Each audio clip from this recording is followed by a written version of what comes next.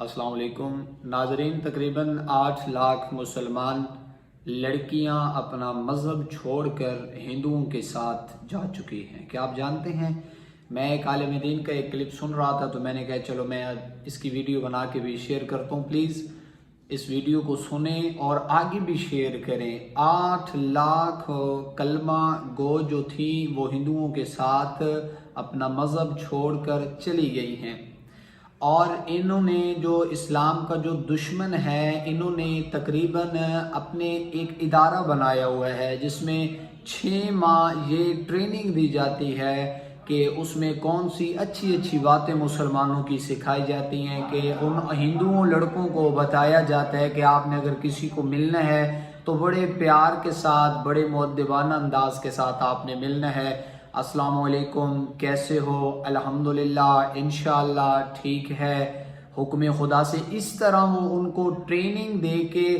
फिर वो उनसे ये हदफ लेते हैं, फिर वो उनको ये टारगेट देते हैं कि आपने, हर लड़के ने एक मुसलमान लड़की के साथ उसका मज़हब वो छोड़ के आपके साथ वो शादी करे, उसके बदले में हम आपको 2.5 लाख देंगे, आपको अच्छी सी जॉब देंगे और आपको एक अच्छा सा शानदार आपको एक मकान दिया जाएगा। ये इस्लाम के दुश्मन ये चाल चल चुके हैं, हमला शुरू है, लेकिन वो अलामा साहब वाली बात है कि हम सोए हुए हैं। हमारा माहौल कुछ इस तरह बन चुका है कि अगर कोई बुजुर्ग सफ़ेद रीश वाला अगर कोई अच्छी बात करता भी है, समझाता भी है, कोई आलिम, कोई बुजुर्ग, कोई तजर्बाकार, तो हम कहते हैं कि ये हमारा ऐसी बातों में टाइम ज़ाया कर रहा है। हमने जो उनका कल्चर है, जो इस्लाम के दुश्मन का जो कल्चर है, हम उसको अडॉप्ट कर रहे हैं, हम उसी पे चल रहे हैं। वो कहते हैं कि अब मुसलमानों के माल जान इन पे हमला ना करो, इनके ईमान पे हमला करो।